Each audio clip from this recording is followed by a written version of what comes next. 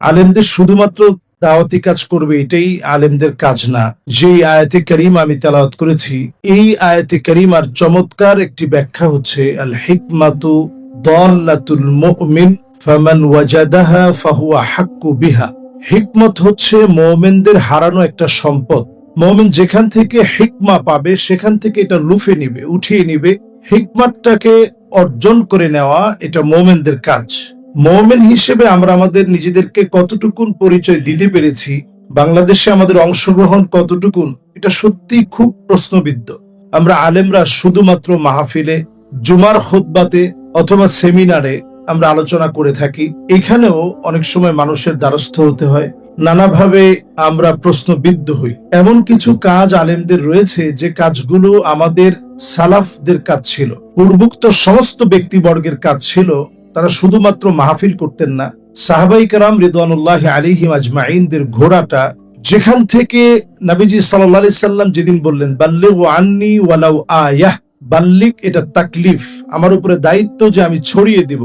আন্নি এটি তাশরিফ, নবীজি সাল্লাল্লাহু আলাইহি সাল্লামের কথা আমি ছড়িয়ে দিব, এটা আমার জন্য সম্মানের বিষয়।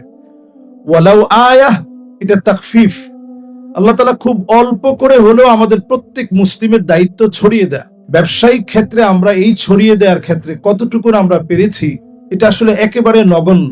বাংলাদেশে যখন চামড়ার দাম একেবারে কমিয়ে দেওয়া হলো একটা সিন্ডিকেট করে, আমি দেখেছি কওমি উলামায়ে কেরামের একদল উদ্যোক্তা মিলে তারা এমন কিছু ব্যবসা, এমন কিছু প্ল্যাটফর্ম দাঁড় করিয়েছে খুব অল্প সময়ের ব্যবধানে।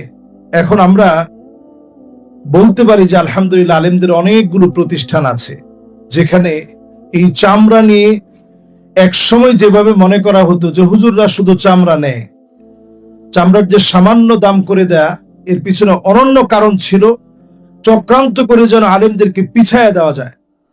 সেই পিছিয়ে দেওয়া মানুষগুলোকে এগিয়ে আনার জন্য একদল কওমি উলামায়ে কেরামের উদ্যোক্তারা কাজ করেছে।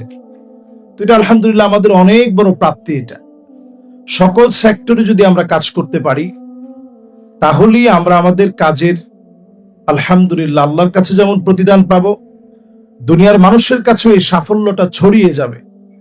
হাদিসের ভিতরে আসছে নবীজি সাল্লাল্লাহু আলাইহি সাল্লাম বলছেন যে কাসবুর রাজুলি বিয়াদিহি, মানুষের সবচেয়ে উত্তম ইনকাম হচ্ছে হাত দিয়ে অর্জিত ব্যবসায়িক ইনকাম।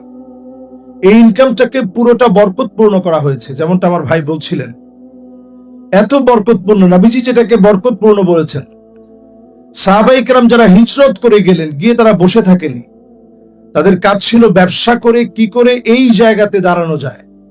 আনসারদের দায়িত্ব ছিল কি করে সহযোগিতা করে এগিয়ে দেওয়া যায়। যুগে যুগে এই এগিয়ে দেওয়ার মধ্য দিয়ে মুসলিম মনীষীরা তারা নিজেদের অবস্থানকে জাতির সামনে তুলে ধরেছে।